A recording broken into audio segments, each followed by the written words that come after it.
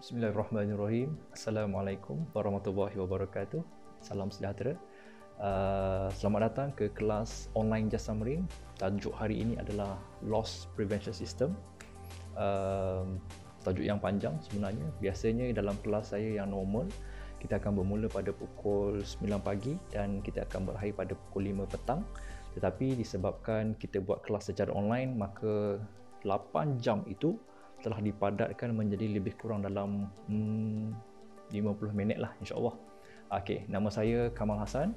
Saya adalah Certified LPS Trainer dan saya akan bantu tuan-tuan dan puan-puan untuk memahami tajuk LPS dengan lebih mendalam pada hari ini, insyaAllah. Jadi, tuan-tuan dapat melihat video hari ini melalui jemputan melalui WhatsApp ataupun jemputan melalui email. Okay? Kalau tuan-tuan dapat ingat balik, ada 3 arahan ataupun 3 tindakan yang tuan-tuan kena laksanakan. Yang pertama, tuan-tuan kena klik link video ini, itu yang pertama. Yang kedua, tuan-tuan telah dibekalkan dengan training material di mana tuan-tuan boleh refer balik ataupun rujuk balik apa yang video ini cakap dan apa yang tertulis dalam training material tuan-tuan. Itu yang kedua. Dan yang ketiga adalah di akhir sekali, selepas tuan-tuan tengok video ini, selepas tuan-tuan study, dan yang ketiga, tuan-tuan dikenaki untuk klik satu link di mana link ini akan disambungkan kepada satu assessment ataupun satu soalan lah, macam exam lah, macam quiz lah sikit. Okay, kepada yang naik Exxon mobil, ada 20 soalan, markah lulus adalah 16. Kalau tuan-tuan fail, kena ambil yang kedua, baru kalau fail kena ambil yang kedua kali nombor exam yang lain, dan kalau fail kali ketiga maka tuan-tuan kena ikuti kelas one-to-one dengan saya, insyaAllah.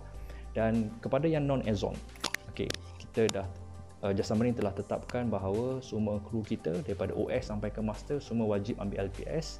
Kita akan bagi soalan yang berbeza, ada 10 soalan quiz. Jadi itu saja sebagai introduction. Semoga tuan-tuan dapat ilmu yang bermanfaat hari ini. Kita akan jumpa dalam video yang seterusnya. Sekian. Okey, kita berbalik kepada tajuk kita hari ini, iaitu Loss Prevention System. Pertama sekali, apa itu loss? So, ada yang mendefinisikan loss itu sebagai hilang dan ada yang mendefinisikan loss itu sebagai rugi. Kedua-duanya adalah betul, bergantung kepada konteks ayat yang hendak disampaikan. Untuk tajuk LPS kita pada hari ini, loss ini lebih sesuai dikaitkan dengan perkataan hilang. Cuba tuan-tuan dan puan-puan tanya diri sendiri, perkara apa ataupun benda apa yang kita ada pada masa ini boleh hilang. Dalam kelas saya sebelum-sebelum ini, ramai yang menjawab bahawa kita boleh hilang kasut, kita boleh hilang spana, hilang motor dan banyak lagi. Untuk makluman semua, hilang ini kita boleh pecahkan kepada 3 kategori utama. Yang pertama, kita boleh hilang ini melibatkan manusia. Contohnya kita boleh hilang jari, kita boleh hilang mata, kita boleh hilang nyawa. So, yang kedua adalah kita boleh hilang benda yang melibatkan harta benda. Contohnya life raft boleh overboard, life ball boleh overboard. Kerosakan machinery, engine, genset menyebabkan downtime dan sekaligus menyebabkan syarikat menjadi rugi, menjadikan ianya adalah kehilangan pendapatan kepada harta benda syarikat. Kita juga boleh hilang kapal kita melalui insiden. Contohnya kapal grounded, kapal fire, kapal terbakar, kapal langgar platform dan sebagainya. Itu adalah kategori nombor 2 dalam definisi loss. Kategori yang ketiga adalah kita boleh hilang perkara yang melibatkan alam sekitar. Jadi macam mana alam sekitar boleh hilang? Ya, alam sekitar kita akan hilang melalui pencemaran. Terdapat pelbagai jenis pencemaran yang ada, antaranya ialah pencemaran udara, pencemaran air, pencemaran bunyi dan pencemaran tanah. Skop yang sesuai untuk kita bincangkan adalah pencemaran air. Jika berlaku tumpahan minyak di laut, maka berlakulah pencemaran air. Impak kepada pencemaran ini amatlah luas. Okay, amatlah luas. Contohnya hidupan akuatik boleh mati, ikan, sotong, koral dan sebagainya.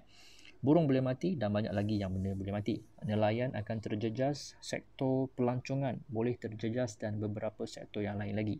Kos untuk membaik pulih pencemaran air ini jika berlaku tumpahan minyak yang besar melibatkan berpuluh-puluh ribu ringgit. Ada sehingga mampu mencecah jutaan ringgit. Jadi itu adalah maksud loss. Seterusnya, apa itu prevention? Apa itu prevention? Ini bahasa orang putih ni. Okey, seterusnya prevention adalah mencegah ataupun pencegahan. Pepatah Melayu ada mengatakan bahawa mencegah lebih baik daripada mengubati. Kenapa mencegah lebih baik daripada mengubati? Contoh yang sinonim kepada orang Malaysia, penyakit kencing manis. Kenapa mencegah kencing manis lebih baik daripada mengubati? Kalau tuan-tuan dan puan-puan ada penyakit kencing manis ataupun ada ahli keluarga ataupun kenalan yang kena penyakit ini, tuan-tuan dan puan-puan tahulah seksanya orang yang mengidap penyakit kencing manis ini. Ada dua kategori, type 1 dan juga type 2. Ada yang kena makan ubat, ada yang kena suntik insulin, ada yang kena makan dua-dua, iaitu kena suntik dan juga kena makan ubat. Ramai lagi yang tidak berpantang walaupun telah pun disahkan mengidap penyakit kencing manis. Mereka percaya bahawa dengan ubat dan insulin yang dibekalkan, maka mereka boleh makan suka hati mereka. Pengambilan ubat yang berlebihan akan memudaratkan kepada buah pinggang, tuan-tuan. Okey. Jika kedua-dua buah pinggang kita gagal, maka kita kena buat dialisis lah pula. Orang yang ada kencing manis ni, seperti yang kita sedia maklum, luka dia lambat baik. Sebab tu ada orang yang kena potong kaki. Contohnya, kaki jadi buruk hanya kerana ada luka kecil di kaki. Jika ada perlu membuat pembedahan, kemungkinan besar doktor tidak akan teruskan kerana ianya berisiko tinggi kepada pesakit. Jadi, baik kita ingat sebelum kena, tuan-tuan. Jaga makan kita, kontrol gula, banyakkan minum air masak, selalu bersenam. Dah kena banyak cerita dia. Jadi, itulah objektif utama kita hari ini, iaitu pencegahan kepada kehilangan nyawa, pencegahan kepada kerugian harta benda dan juga pencegahan kepada pencemaran alam sekitar. Seterusnya, apa itu sistem? Okey. Apa itu sistem? Sistem adalah beberapa aturan ataupun turutan, langkah, steps yang perlu dilakukan bagi mencapai sesuatu objektif. Contoh sistem software iOS ataupun Android. Sistem software yang ada dalam telefon kita lah sekarang ni.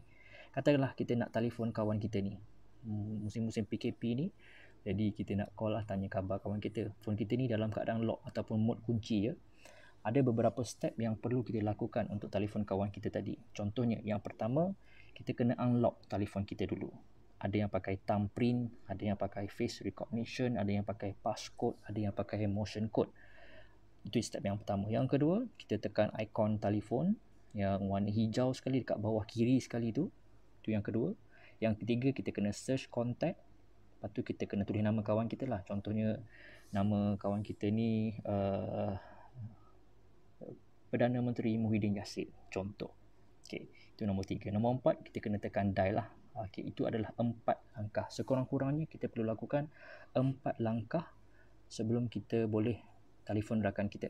Kita tak akan boleh call kawan kita ni jika kita skip langkah yang pertama, jika kita skip yang kedua, jika kita skip yang ketiga dan juga yang keempat. Sistem ini hanyalah berfungsi jika kita ikut, akur, patuh dan buat step yang pertama, step kedua, step ketiga dan step keempat. Secara ringkasnya, LPS ini adalah satu sistem untuk mencegah dari berlaku kemalangan. Sekali lagi saya nak tekankan di sini, sistem ini hanyalah berfungsi jika kita ikut aturan ataupun turutan yang ada. Dalam LPS, kita ada 7 alat ataupun 7 tools. Okey, 7 alat ataupun 7 tools. Tool ni tuan-tuan boleh comparekan ataupun bandingkan dengan apps lah. Dalam telefon kita ada banyak apps. So dalam LPS ini pun inilah apps dia yang ada. Yang pertama diberi nama sebagai JAC, iaitu JAC yang pertama. Yang keduanya adalah SPSA. Yang ketiga adalah IPO, Incident Prevention Observation. Yang keempat adalah UCU Act. Yang kelimanya adalah Near Miss dan juga Incident Investigation. Near Miss itu adalah kemalangan nyaris. Incident Investigation adalah penyiasatan terhadap kemalangan. Itu yang nombor 5. Nombor 6 adalah Root Cause Analysis Flowchart. Selepas kita membuat Incident Investigation, kita kena cari punca sebenar berlakunya kemalangan tersebut. Dan yang terakhir sekali adalah Leadership and Measurement. Namun begitu, Untuk kelas hari ini kita hanya akan kupas 6 tools sahaja, 1 sampai nombor 6. Yang last sekali tu leadership and measurement yang ini. Okey, yang ini kita tidak akan kupas kerana itu tidak menjadi relevan kepada tuan-tuan termasuk diri saya sendiri. Namun saya akan jelaskan kenapa ia tidak relevan sebentar saja lagi. Okey, tool yang pertama untuk tajuk kita pada hari ini adalah Job Safety Analysis ataupun JSA. Saya yakin tuan-tuan selalu dengar, selalu buat, selalu tengok dan perkara ini dah jadi makanan tuan-tuan lah. Jadi job safety analysis ni dalam bahasa Inggeris. So dalam bahasa Melayu adalah analisa keselamatan bekerja. Kalau tuan-tuan rujuk kepada nota masing-masing, definisi JSA ni adalah definisinya adalah dekat sini. Okey, definisinya adalah pre-job planning. Pre-job planning. So, pre-job planning maksudnya adalah perancangan sebelum melakukan kerja. Jadi, adakah merancang sebelum melakukan kerja itu penting, tuan-tuan? Apa jadi kepada kerja kita? Apa jadi kepada kerja kita jika ianya tidak dirancang? Cuba tanya diri sendiri. Sebagai contoh, katakanlah tiba-tiba hari ini kita semua ni buat keputusan nak melancong ke Amerika Syarikat, pergi US bro. Okey. Hari ini kita siap-siap beg terus ke KLIA untuk beli flight ticket. Apa yang boleh berlaku? Yang pertama, mungkin tak ada tiket. Yang kedua, kalau ada tiket pun mungkin mahal. Kalau yang ketiga, ada tiket tapi kena bermalam, nak tidur mana? Nombor 4, mungkin tak boleh fly sebab tak ada visa. Macam mana nak apply? Berapa lama nak kena apply? Bila kena apply? Kat mana pun tak tahu apa benda ni. Itu nombor 4. Nombor 5, dah sampai dekat airport US. Lepas tu nak pergi mana? Nak cari siapa? Nak tidur mana? Nak kontak siapa? Duit dah tukar ke belum? Jadi banyak lagi benda yang boleh berlaku. Kerugian dari segi wang, kerugian dari segi masa dan boleh berlaku kemalangan. JSA adalah elemen yang sangat-sangat penting dalam industri perkapalan kita. Cuma soalannya, JSA ini penting kepada siapa? Cuba fikirkan balik. Apa definisi JSA ini? Ramai orang salah faham dan kurang mengerti keperluan JSA ini. Contohnya, buat JSA ini sebab orang ofis suruh buat. Buat JSA ni memang kerja officer lah. Buat JSA ni copy and paste je. Dan banyak lagi contoh yang lain. Okay? So, dalam bahasa Melayu, JSA ni membawa maksud analisa keselamatan kerja. Maksudnya, kita kena membuat analisa sebelum melakukan kerja. Very simple, sangat mudah. Jika tuan-tuan tahu konsep sebenar JSA ini. Jadi, intipati penting dalam membuat analisa ini terbahagi kepada 4 perkara. Okey, tuan-tuan tengok dekat sini. Yang pertama sekali, identify major steps or job. Maksudnya, kita kenal pasti langkah utama dalam sesuatu kerja tersebut. Itu yang pertama. Yang kedua, kita kenal pasti potensi hazard. Perkara buruk kita identify, kita kenal pasti perkara buruk yang boleh berlaku untuk setiap langkah utama yang kita kenal pasti. Yang pertama tadi tu. Okay. Yang ketiga, kita kena kenal pasti. Okay, kita kena kenal pasti langkah pencegahan ataupun langkah untuk mengurangkan risiko berlakunya kemalangan. Dan yang terakhirnya adalah kita kena tentukan siapakah orang yang bertanggungjawab untuk melakukan langkah pencegahan tersebut. Sebagai contoh yang mudah tuan-tuan, kita bagi contoh yang senang-senang saja. Katakanlah tuan-tuan dalam tugasan kita hari ini adalah nak mandi. Okey, tugasan adalah nak mandi. Kita akan buat JSA pasal mandi. Tuan-tuan dalam keadaan terbaring atas katil. Okey. Langkah pertama, kita kena senaraikan langkah-langkah utama. Yang pertama tadi ni, identify major step. Jadi, yang pertama kita kena kenal pasti langkah utama untuk mandi. Katakanlah ada 4 langkah. Yang pertama, kita kena buka baju, buka seluar. Itu langkah yang pertama. Lepas buka baju, buka seluar, kita masuk bilik air. Itu yang kedua. Lepas masuk bilik air, kita kena mandi. Okey, itu nombor 3. Yang nombor 4 adalah selepas selesai mandi, kita pun kena keringkan badan. Okey, itu telah selesai identify major step. Yang kat sini ni, identify major step. Okey, Yang keduanya, kita kena identify potential hazard ataupun kita kena fikirkan. Okey, tuan-tuan kena fikirkan apakah perkara buruk boleh berlaku semasa buka seluar, semasa masuk bilik air, semasa mandi dan semasa keringkan badan. Sebagai contoh, semasa kita buka baju buka seluar, perkara buruk boleh berlaku, mungkin bahu terseliuh. Itu yang pertama. Yang kedua, semasa kita masuk bilik air, mungkin kita boleh jatuh, lantai tu licin. Itu yang kedua. Langkah nombor 3 tadi, kalau tuan-tuan ingat, selepas kita masuk bilik air, kita mandi. So, perkara buruk boleh berlaku semasa kita mandi mungkin adalah air panas. Badan kita boleh melecur. Itu nombor 3. Dan yang keempat adalah kita keringkan badan. Tadi lepas mandi tadi, sabun semua, kita keringkan badan. Jadi perkara buruk boleh berlaku semasa kita keringkan badan. Mungkin ada sesuatu benda yang ada dekat tuala kita. Mungkin ada jarum, mungkin ada ubat stapler ataupun semut api. Jadi itu boleh memudaratkan kita. Jadi langkah itu adalah langkah kedua, identify potential hazard for each step.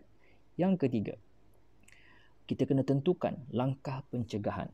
Jadi selepas selesai kita kenal pasti perkara buruk boleh berlaku tu, kita kena fikirkan apakah cara ataupun jalan untuk mengelakkan perkara buruk itu berlaku atau mengurangkan risiko berlakunya perkara buruk tersebut. Contoh yang pertama tadi, buka baju perlahan-lahan, jangan tergopoh-gapah. Itu adalah langkah pencegahan untuk step yang pertama. Kalau kita ada 4 step mandi tadi, kalau tuan-tuan ingat, buka baju buka seluar, itu stepnya. Perkara buruk boleh berlaku, bahu terseliuh. Jadi langkah pencegahannya adalah buka baju perlahan-lahan, jangan tergopoh-gapah. Okey. Yang kedua, kita masuk bilik air tadi, perkara buruk boleh berlaku, kita boleh jatuh sebab lantai licin. Jadi langkah pencegahannya adalah kita tengok dulu keadaan lantai, cari tempat yang boleh pegang, pakai slipper. Itu adalah langkah pencegahan supaya kita tidak jatuh. Okey, langkah ketiga untuk mandi tadi adalah selesai kita masuk bilik air, kita pun mandi, dan perkara buruk boleh berlaku tadi adalah mungkin air panas sangat, kita boleh melecuk. Jadi langkah pencegahannya mungkin adalah kita boleh buka shower kita perlahan-lahan, rasa dulu air tersebut. Okey, itu yang nombor 3. Nombor 4 tadi, selepas kita mandi, kita pun kita keringkan badan. Dia punya hazard ataupun perkara buruk boleh berlaku, ada jarum, ada ubat stapler, ada semut api. Jadi langkah pencegahan untuk mengelakkan perkara ini berlaku adalah kita kibaskan tuala tersebut sebelum kita gunakan. Jadi secara logiknya, inilah sebenarnya konsep JSA. Sangat mudah dan sangat-sangat senang sebenarnya tuan-tuan. Okey, tetapi dalam konteks bekerja, langkah tersebut mungkin sedikit spesifik dan lebih mendalam. Sebab itulah wujudnya langkah keempat, iaitu tuan-tuan kena tentukan siapakah orang yang bertanggungjawab. Siapakah orang bertanggungjawab untuk melaksanakan langkah ketiga tadi. Iaitu langkah ketiga tadi. Tajuk utama, tujuan utama langkah keempat ini adalah supaya tidak berlaku miscommunication. Contohnya semasa tuan-tuan membuat bunkering, okay, tuan-tuan ada letakkan signboard no smoking, bunkering in progress. Cuba tuan-tuan cek balik JSA di kapal, siapakah orang yang ditetapkan untuk melaksanakan langkah pencegahan ini. Kemungkinan bosun, kemungkinan chief officer dan sebagainya. Hanya seorang sahaja yang dibenarkan untuk setiap langkah pencegahan. Kalau letak nama 4 orang, maka masih boleh berlaku miscommunication. Sekali lagi saya nak tekankan di sini tuan-tuan, sistem pencegahan kemalangan ini hanyalah berfungsi jika kita ikut aturannya. Kalau tuan-tuan fikirkan bahawa JSA ini untuk orang office, JSA ini keperluan HSC semata-mata, maka inilah waktunya tuan-tuan untuk membuka mata dan minda kembali untuk membetulkan apa yang salah selama ini. JSA ini adalah untuk tuan-tuan sebenarnya. Seperti mana yang kita bincangkan tadi, jika tuan-tuan nak melakukan kerja tanpa ada perancangan, pelbagai perkara yang tak diingini boleh berlaku. Jadi, tolong pastikan bila naik kapal nanti, tuan-tuan semua bincangkan JSA sebelum melakukan kerja. Soalan saya, ada tak orang buat JSA selepas kerja tu selesai? Ada tak orang membuat JSA selepas berlakunya kemalangan? Jadi, tepuk dada, tanya selera. Okey. Ini adalah contoh group exercise ataupun sampel lah kalau kita nak tengok borang JSA di seluruh dunia borang JSA yang tempat yang kita kena tulis tu bentuknya macam inilah tuan-tuan. Okey, kalau tuan-tuan ingat lagi dalam JSA ni ada 4 perkara. Perkara yang pertama adalah kita kena pasti basic job step. Yang kedua adalah potential hazard. Yang ketiga adalah action to mitigate hazard. Dan last sekali adalah responsibility. Okey, so dekat sinilah yang tadi kita buat contoh untuk mandi tadi. Di sebelah kiri sekali itu adalah basic job step, itu adalah langkah-langkah utama untuk mandi tadi. Setiap langkah utama itu ada potensi hazard. Potensi hazard ini tuan-tuan boleh fikirkan perkara buruk apa boleh berlaku. Dan yang ketiga adalah langkah untuk mencegah. Action to mitigate hazard ini adalah langkah untuk mencegah daripada berlaku kemalangan. Dan yang terakhir sekali adalah person responsible. Kat sini kalau nak gosok baju ni namanya Nurul Izzah lah. Jadi itulah contoh. Okey tuan-tuan, seterusnya kita tengok dekat bawah ini dia ada tulis JSA is a living safety tool. Jadi living, apa maksud living ya? Living ni ada orang kata benda hidup. So kenapa JSA dikatakan benda hidup? Ia adalah satu dokumen yang aktif, yang sentiasa boleh diperbaharui. Nanti ada dalam satu soalan dalam assessment tuan-tuan nanti dia akan tanya bila masakah kita perlu ubah ataupun bila masakah kita perlu review JSA kita. A, dia akan tanya soalan bentuk objektif ya. A, apabila cuaca berubah. B, apabila rakan sekerja berubah. C, apabila ada alatan baru ataupun kita temui hazard yang baru. Itu C. D, semua di atas. Okey, jadi jawapannya adalah D, di mana ada pelbagai faktor yang menyebabkan JSA ini sentiasa boleh diubah-ubah ataupun sentiasa boleh berubah. Jadi JSA ini benda hidup lah tuan-tuan. Dia tak semestinya kita print. Kita boleh pakai sepanjang zaman, kita boleh pakai sepanjang tahun, sepanjang 2 bulan atas kapal dan sebagainya. So ada banyak faktor yang menyebabkan JSA ini sentiasa berubah-ubah. Sebab itu diberi nama JSA is a living safety tool. Make sure, pastikan nanti kalau ada soalan tu tuan. Okey, seterusnya tuan-tuan. SPSA. Tool yang nombor 2 adalah SPSA, Safe Performance Self-Assessment. Apa itu SPSA?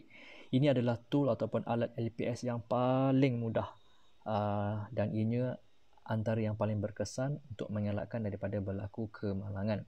Dalam bahasa Melayunya adalah penilaian kendiri prestasi keselamatan. Maksudnya, kita sendiri nilai adakah selamat buat kerja ini. Adakah kerja ini berisiko? Boleh buat seorang ke tak boleh? Nak pakai tool apa? Tool ini okey ke tak? Sebarang persoalan yang keluar daripada minda kita itu dia beri nama sebagai SPSA. Macam cakap sorang-sorang lah, bukan jadi orang gila tu. Cumanya kita punya sixth sense lah orang kata.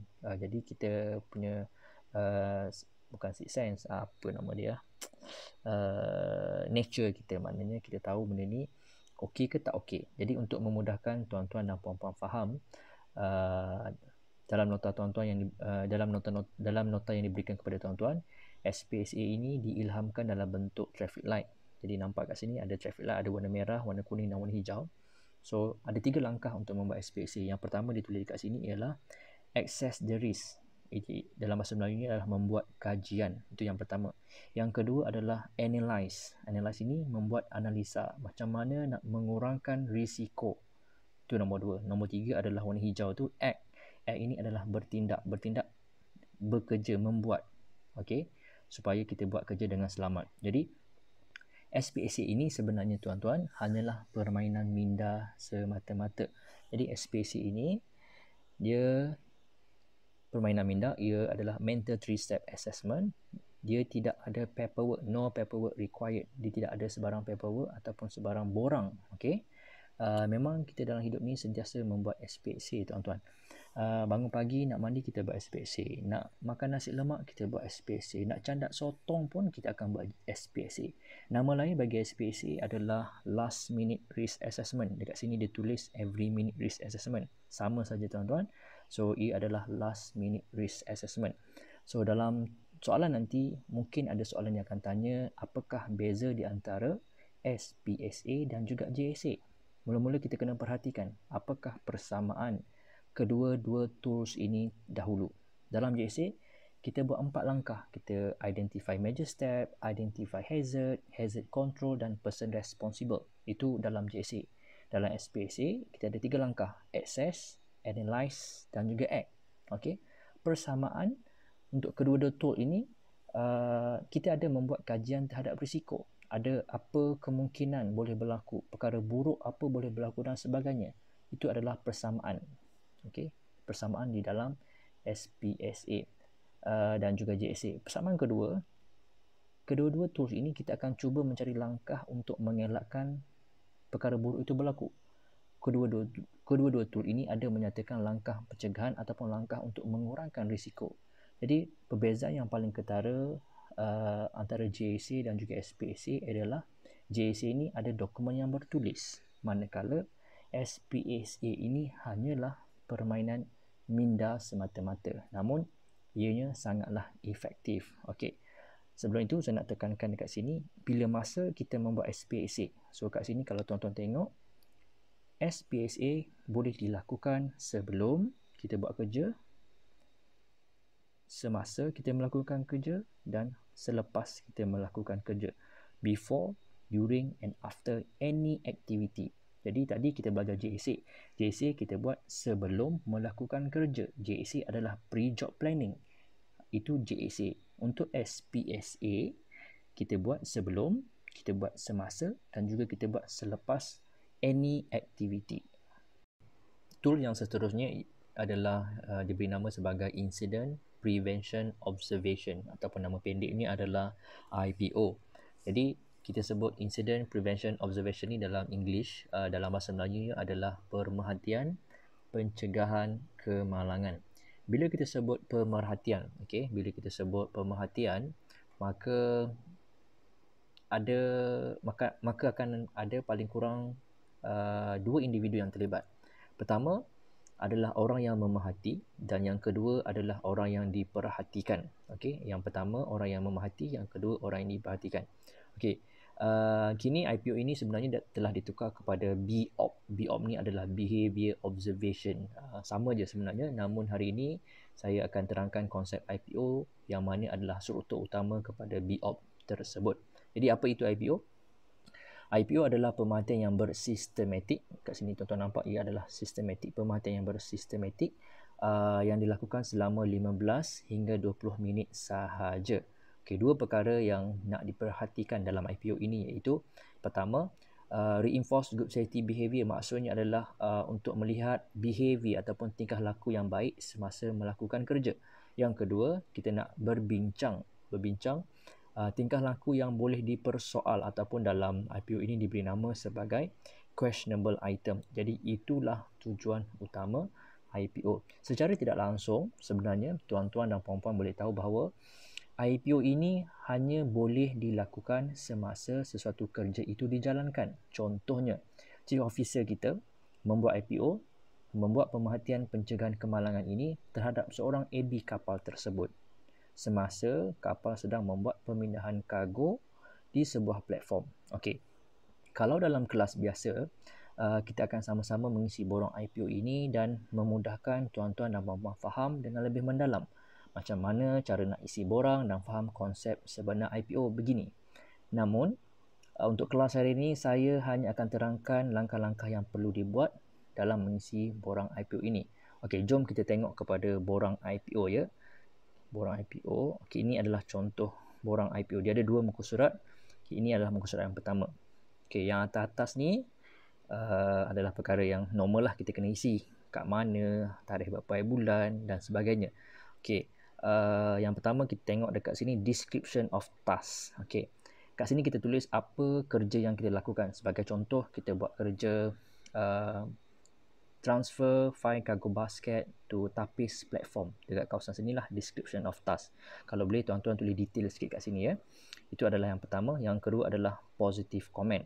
Okey, positive comment ini sebenarnya kalau tuan-tuan tengok balik tujuan utama IPO ini Inilah reinforce good safety behavior ini tuan-tuan. Reinforce good safety behavior ini adalah tempat di mana kita tulis positive comment. Okey, positive comment. CIMAT buat observation kepada AB. Kerja yang sedang dibuat adalah memindahkan 5 kargo basket di platform tapis. Jadi positive comment kat sini kita boleh tulis macam-macam. Sebagai guidance untuk IPO ini, kita tengok muka surat nombor 2. Tengok muka surat nombor 2 dekat sini. Okey. Sebagai contoh, kita tengok nombor 207. Okey, 207 dia tulis eyes on task. Okey. Apabila tuan-tuan nak tulis positive comment dekat eyes on task ini, tuan-tuan pergi belah kanan ni. Okey, tolong tanda right dekat correct. Maknanya tindakan yang betul lah. Dan kanan sekali bahagian comment ni, okey, dekat situ tuan-tuan kena tulis AB, contohnya AB focus while at work. Contohnya lah. Jadi tempat yang positive comment ni tuan-tuan tulis AB focus while at work dalam kurungan 207. Okey, selesai positive comment. Seterusnya, ada 2 perkara dalam IPO tadi. Pertama adalah positive comment, yang kedua adalah questionable item. Okey, untuk berbincang. Jadi feedback session conducted kat sini tuan-tuan kena tulis yes. Session conducted by Chief Officer. Date of feedback session ini adalah tarikh yang sama, masa adalah AM ataupun PM. Okey. Questionable item. Ini adalah questionable item, perkara-perkara yang boleh dipersoalkan.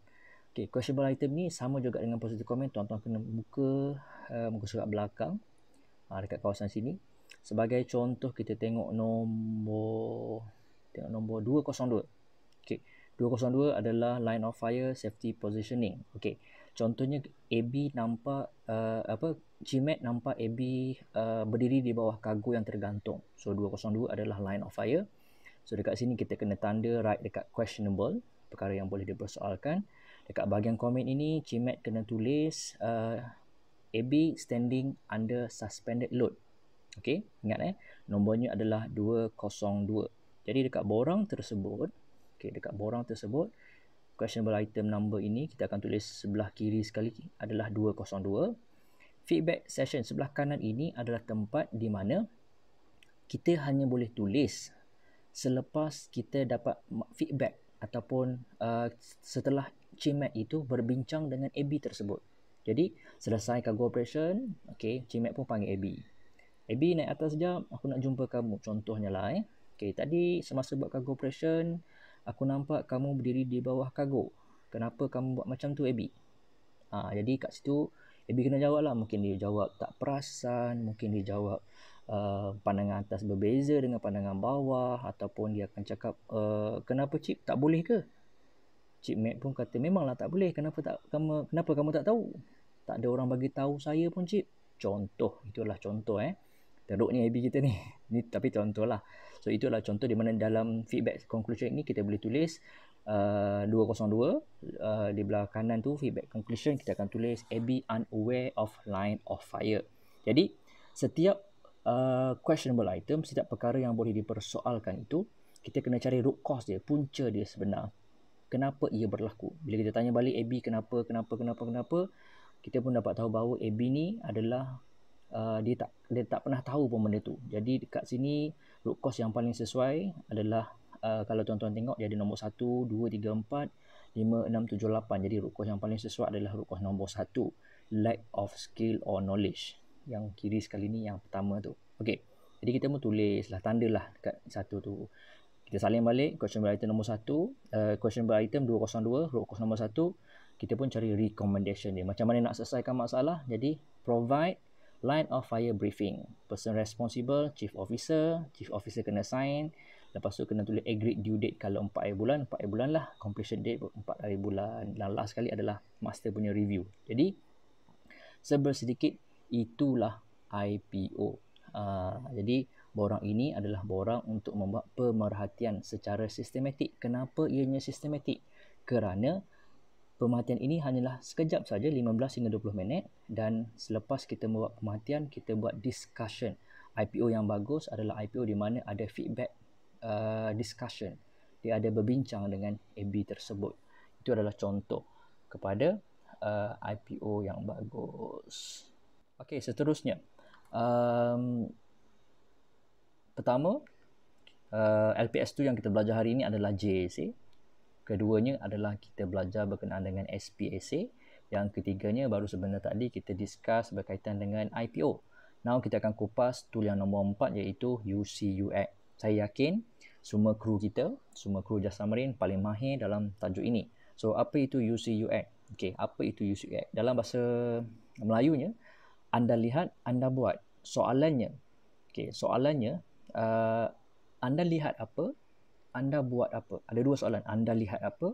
Anda buat apa? Kalau tuan-tuan boleh jawab, settle lah tajuk ni sebenarnya. Ada dua perkara yang kita perlu lihat dalam tajuk UC-UX ini. Yang pertama, kita lihat apa ya? Kita lihat perbuatan manusia yang tidak selamat.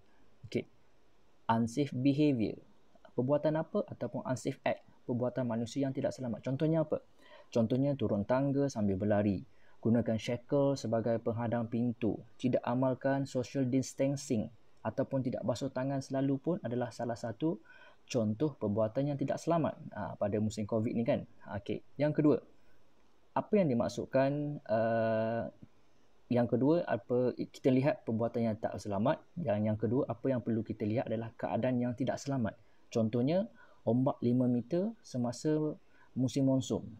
Itu yang pertama. Contoh yang lain adalah lantai ada tumpahan minyak.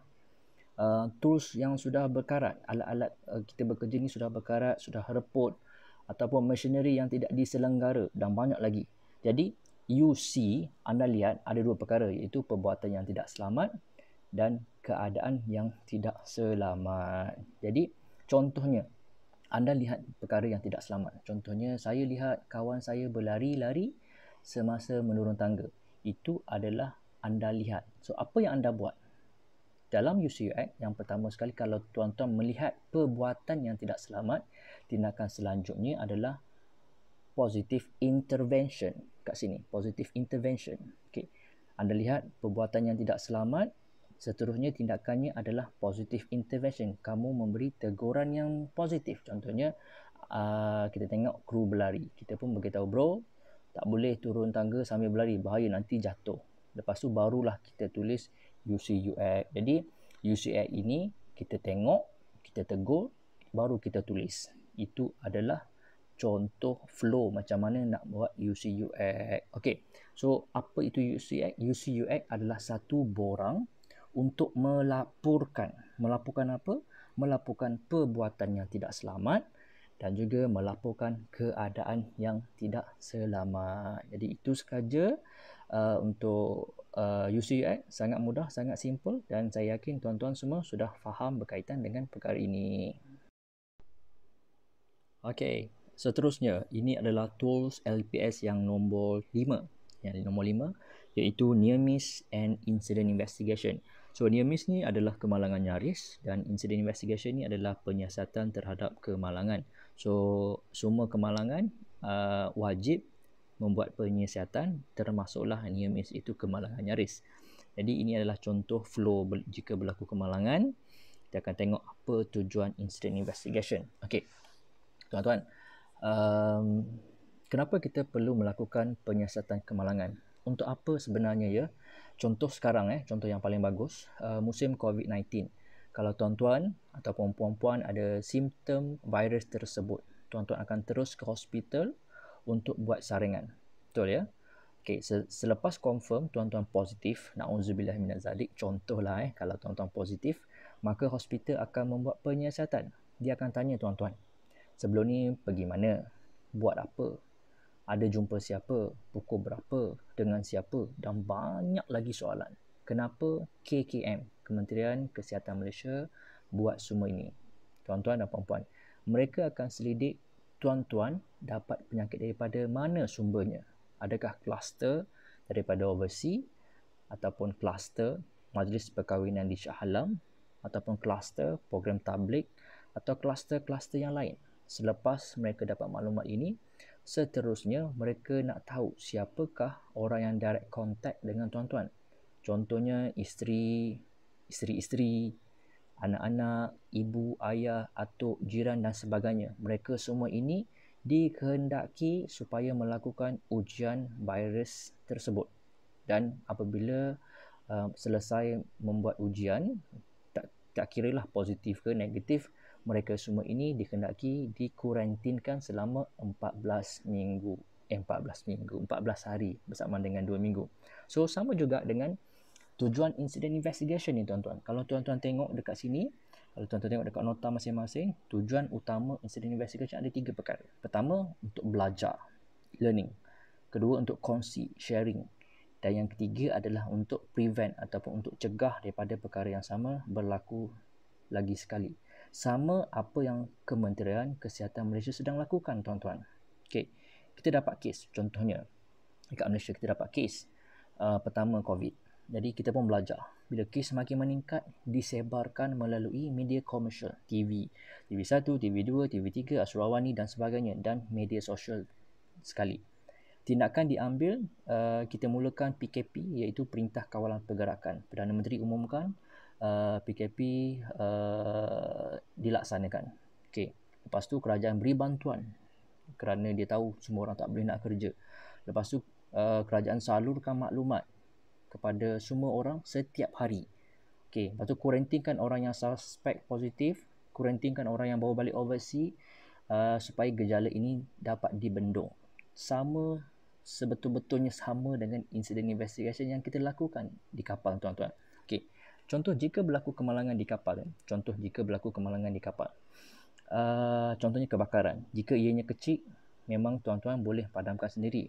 Tapi tanpa adanya insiden investigation yang betul, punca sebenar kemalangan tidak dapat dilakukan. Jika tuan-tuan melaporkan kemalangan tersebut, sebenarnya secara tidak langsung, sebenarnya tuan-tuan menyelamatkan 20 biji kapal kita yang lain bersamaan dengan 400 kru kapal kita yang lain. So itu adalah satu tindakan yang sangat-sangat besar, sangat-sangat penting untuk tuan-tuan melaporkan kemalangan. Saya yakin ada banyak sebab kenapa orang tidak mahu melaporkan kemalangan. Jadi kalau kita dapat berfikiran jauh sedikit, maka sebenarnya ini adalah untuk kebaikan orang ramai, kebaikan bersama. Kita menjaga aset syarikat. Okay. Itu adalah definisi kepada incident investigation dan juga tujuan incident investigation.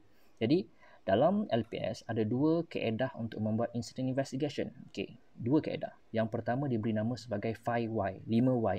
5 kali Y, kenapa. Ini adalah sangat sesuai untuk kemalangan-kemalangan kecil, minor incident, untuk kemalangan nyaris, untuk questionable item IPO dan juga untuk UCUX. 5Y ini sesuai. Contoh 5Y ini kita boleh tengok dekat nota ini, contohnya dekat sini. Okey, kita tengok dekat sini Dia bagi dekat sini contohnya finger pinch at door. Okey, finger pinch at door, kita pun tanya AB ataupun OS ataupun cook ataupun GMAT ataupun engineer, chip, kenapa tangan chip terkapit dekat pintu? AB lah, AB kenapa tangan AB terkapit dekat pintu? Soalan pertama, why? Lepas tu dia pun jawab, tangan saya terkepit dekat pintu sebab saya tak perasan lah cik. Tangan saya letak kat mana? Kenapa kamu tak perasan? Tangan kamu letak kat mana? Saya tak perasan sebab saya tengah main phone cik. Oh, kenapa kamu tak pakai glove? Saya tak pakai glove cik sebabnya saya ni baru sudah makan. Jadi saya daripada pantry, mess room, saya pun nak pergi ke luar kat main deck tu. Nak cari line sebab tengah FaceTime dengan isteri. Lama cik tak balik kampung ni, tak balik darat ni cik. Sebab tu tak perasan tu. Sebab tu tak pakai glove tu. Oh, kita pun tanya balik, kenapa dekat pintu tidak ada stopper? Stopper sebelum ni ada cik. Kita pakai air kotak mineral cik. Bila dah 2 minggu 3 minggu kapal tak balik, air mineral tu habis lah. Orang ambil satu dah habis lah cik. Kita pun tanya, kenapa kamu tak kamu dalam keadaan tergepur gapah? Saya tak ada tergepur gapah pun cik. Saya steady je, tapi memang kapal tambah goyang kan. Mungkin masa tu tengah pegang phone lagi, sebab itulah tangan terkepit kot. Jadi apabila kita tanya why, ada banyak lagi tambahan anak-anak kepada why ni. Kita boleh tanya balik, kenapa tidak ada orang baiki stopper? Kita pun tanya Cimat, kenapa tak baiki? Kita pun tanya, sebab tak baiki sebab tak ada orang report. Kenapa tak ada orang report? Bukankah ada weekly inspection ke? Dah gagap dah. Jadi bila berlaku kemalangan, macam ni lah konsep dia. Kita tanya why. Kadang-kadang bila kita tidak jujur, kita terpaksa mereka-reka, maka adalah jawapan-jawapan yang tidak tepat. Itu contoh 5Y. Okey, seterusnya adalah taproot. Ini adalah contoh cara membuat incident investigation nombor 2, iaitu diberi nama sebagai taproot. Taproot ini adalah untuk kes-kes major injury. Major injury ni contohnya orang mati lah, putus tangan, putus telinga, putus mata dan sebagainya. Untuk hazard loss, untuk kemalangan-kemalangan yang besar, ia adalah yang lebih berstruktur dan perlukan training lah. Kalau tuan-tuan nak belajar pasal taproot ni, kalau tidak silap saya, kena ambil masa dalam masa 5 hari, dan bila nak belajar kena beli software dia sekali. Jadi sangat-sangat bergunalah kepada penyiasatan kemalangan. Jadi jasa marine tidak ada taproot, jasa marine kita ada diberi nama sebagai tripod beta. Konsep yang sama, ia memudahkan untuk membantu kita melakukan penyiasatan yang tepat dan berkesan. Itu adalah contoh incident investigation. Okey, last sekali. Okey, ini adalah yang terakhir sekali untuk tajuk kita hari ini, iaitu root cause analysis flow chart. Okey, root cause analysis flow chart ni sebenarnya tuan-tuan dah ada tengok dah benda ni tadi. Kalau tuan-tuan tengok root cause analysis flow chart ni, dia ada warna kuning ni personal factor, nombor 1, nombor 2, nombor 3, nombor 4. Okey. Warna biru ini adalah job factor. Job factor jadi nombor 5, nombor 6, nombor 7. Dan last sekali adalah external factor. Kalau tuan-tuan tengok, bila kita selesai membuat incident investigation, ini adalah flow dia, ataupun ini adalah reference kita, macam mana kita nak kaitkan kenapa kemalangan itu berlaku. Jadi kalau tuan-tuan perasan, pertama sekali kita akan pergi kepada manusia. Kemalangan itu berlaku pertama sekali sebab personal factor manusia. Selepas manusia, kita akan fokus kepada job factor, kerja tersebut. Selepas itu barulah kita pergi kepada external factor. Jadi external factor ini adalah yang terakhir sekali. Biasanya orang-orang kita ni suka sangat sebut, kemalangan itu berlaku sebab ombak besar. Sebab sudden swell. Kemalangan itu berlaku sebab lantai licin. Kita sering salahkan external factor kerana adalah perkara yang paling mudah untuk kita lakukan. Sebenarnya salah, tuan-tuan. Jadi yang pertama sekali kita tengok manusia lah. Yang pertama manusia, nombor 2 adalah job factor. Jadi ini adalah root cause analysis flowchart. Kita dah tengok benda ni tadi sebenarnya dekat IPO, tuan-tuan. Jom kita tengok balik dekat IPO. Sekejap. Okey, kat sini. Dekat sini, root cause. Okey. Root cause ni, tuan-tuan tengok personal factor. Sebelah kiri, sebelah kanan adalah job factor. Nombor 8 ini adalah external factor. So, tuan-tuan dah tengok dah benda ni tadi. So, selepas buat incident investigation, kita kena tentukan root cause dia. Root cause ni adalah maksudnya adalah punca sebenar. Kita tengok balik apa maksud nombor 1 sampailah nombor 8 ya, tuan-tuan. Okey. Nombor 1, personal factor. Nombor 1 maksudnya lack of skill or knowledge. Maknanya bila kita tanya, bila kita buat incident investigation, dia ni tak tahu. Jadi itu maksudnya nombor 1. Nombor 1 ni maknanya dia tak tahu pasal kerja tu lah. Dia tak ada skill lah. Maknanya orang baru. Dia lebih sesuai kepada orang yang baru kerja. Jadi kalau kemalangan melibatkan orang baru, biasanya dia punya root cause dia adalah nombor 1. Nombor 2, using the correct way takes more time or effort. Ini maksudnya guna cara yang betul, mengambil masa yang lebih ataupun usaha yang lebih. Secara tidak langsungnya, nombor 2 ini adalah shortcut. Jadi kalau ada kemalangan, kita tanya, dia kata, lambatlah encik buat macam tu, sebab tu saya buat cara ni. Jadi itu maksudnya nombor 2, takes more time or effort. Nombor 2 ni adalah shortcut. Nombor 3, tidak follow correct practice, tidak ikut arahan yang betul, tidak buat kerja yang betul, is positively reinforced. Nombor 3 ini bagi saya ianya berkaitan dengan bad influence, pengaruh yang tidak bagus, bad culture, hasutan. Jadi contohnya tuan-tuan nak naik kereta, kita pun nak pakai seat belt, kawan kita pun kat sebelah cakap, alah pakai apa seat belt tu, bukan ada polis pun. Contohnya zaman PKP ni, alah keluar je lah, bukan ada polis pun kat depan, roadblock kat lain kan. Itu maksudnya ada pengaruh yang tidak bagus ataupun culture yang tidak bagus di atas kapal tersebut ataupun di atas organisasi tersebut. Itu maksudnya nombor 3. So nombor 4 adalah deviation, menyimpang daripada kerja yang betul, tidak menyebabkan masalah di masa lampau. Nombor 4 ni banyak berlaku, tuan-tuan. Contohnya Contohnya nombor 4 ni maksudnya orang ni bernasib baik. Nombor 4 ni dia dah buat kerja yang salah beratus-ratus kali, beribu-ribu kali. Tetapi sepanjang dia buat yang salah itu, dia tidak pernah berlaku kemalangan. Sebagai contoh, seorang pakcik yang masuk simpang tak bagi signal. Jadi dah 50 tahun dia buat kerja macam tu. Tiba-tiba berlakulah kemalangan. Jadi apabila orang tanya, kenapa pakcik tak bagi signal bila masuk simpang? Pakcik pun jawab, cik, anak, pakcik ni dah guna jalan ni dah 50 tahun. Tak pernah berlaku kemalangan pun. Anaklah yang salah. Jadi itu maksudnya nombor 4. Kita pergi kepada job factor. Job factor nombor 5 maksudnya tidak ada prosedur ataupun prosedur ada ataupun tidak mencukupi. Contohnya, katakanlah berlaku kemalangan. Berlaku kemalangan kapal sedang membuat bunkering. Kapal sedang buat bunkering, berlaku oil spill. Jadi kita pun buat penyiasatan, kita pun tanya, macam mana kamu buat bunkering? Cimet lah, AB lah, bosan jawab lah, kita buat atas macam orang dulu lah buat. Orang dulu buat macam mana? Kita pun tanya balik. Orang dulu buat macam ni, step 1, step 2, step 2, step 3, step 4, step 5 dan seterusnya. Kita pun tanya Cimet, macam mana caranya nak buat bunkering ni? Oh, kita akan buat step 1, 2, 3 dan 8. Oh, kenapa lain dengan step yang bosan bagi tahu? Oh, itu cara dia, cara saya. Jadi ada berbezalah cara.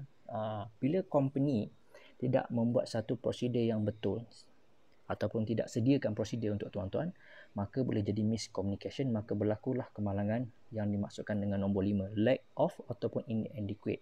Itu nombor 5. Nombor 6, inadequate communication ataupun tidak ada komunikasi terhadap prosedur tersebut. Contohnya lah, Jasa Marine ada prosedur untuk bunkering tetapi tuan-tuan tak pernah diberitahu. Itulah pentingnya induction briefing kita, tuan-tuan. Jadi segala benda yang ada di dalam SMS kita akan cuba terangkan dalam e-induction ataupun dalam induction briefing kita. So mungkin kalau ada kekeliruan, ada tempat tuan-tuan boleh rujuk, iaitu officer-officer yang sudah berada di atas kapal ataupun dalam SMS kita. SMS kita sentiasa ada benda itu. Jika tuan-tuan tidak ada akses, tak ada SMS, maka tuan-tuan tidak ada inadequate communication. So sangat penting nombor 6 ini terhadap SMS kita lah. Sebab tu kita ada communication selalulah dengan DPA dan sebagainya. So nombor 7 maksudnya inadequate tools or equipment. Okey, kapal diarahkan suruh buat satu job ni. Katakanlah suruh painting, suruh chipping, suruh mengecat dekat main deck dan sebagainya. Tiba-tiba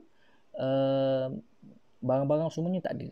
Kapal nak suruh buat housekeeping tapi barang tak ada. Jadi kru kita ni nak tak nak kena buat kreatif lah. Dalam keadaan kreatif inilah, dalam keadaan jadi MacGyver inilah boleh berlaku kemalangan. Jadi bila kita selidik kenapa tangan terkena chisel, kenapa tangan terkena screwdriver, kenapa luka, sebabnya terpaksa jadi MacGyver. Sebab tool tidak ada. Itu contohlah kemalangan berlaku, kita boleh kaitkan dengan item nombor 7. So last sekali adalah external factor. So external factor ini adalah berkaitan dengan faktor-faktor yang tidak dapat kita kontrol. Contohnya weather lah yang paling sesuai. So habis tajuk root cause analysis flowchart. Okey, alhamdulillah selesai sudah kelas kita pada hari ini. Saya ucapkan terima kasih kepada tuan-tuan kerana sudi menonton video ini sampai di akhir waktu. Saya yakin ada yang tengok video sambil minum air, sambil makan, sambil baring dan sebagainya. Itulah kelebihan membuat online kelas LPS ini. Okey, saya nak kongsikan dengan tuan-tuan 3 perkara sebelum kelas kita habis. Yang pertama, saya ucapkan terima kasih banyak-banyak kerana tuan-tuan beri perhatian yang sepenuhnya, insya-Allah, yang semoga ilmu itu bermanfaat. Yang keduanya, saya memohon 1001 kemaafan jika ada kesilapan, kalau saya tersasul ke, tergagap ke, first time buat online kelas, biasalah. Itu yang kedua. Yang ketiga, saya doakan tuan-tuan dan puan-puan dapat sign on dengan selamat, dapat belayar dengan selamat, dapat pergi dan balik dengan 10 jari, insya-Allah. Semoga tuan-tuan dapat bekerja dengan selamat. Itulah ultimate ataupun main objektif kita hari ini. Ingat balik, LPS ini adalah satu kesedaran, satu sistem untuk mengelakkan kemalangan. Ia hanya berfungsi jika tuan-tuan melaksanakan mengikut aturan dia. Step 1, step 2, step 3 dan step seterusnya. Last sekali, betul-betul last sekali. Hashtag selamat sokmo, kita jaga kita, stay safe, dan kita boleh banteras COVID-19 insya-Allah. Assalamualaikum warahmatullahi wabarakatuh.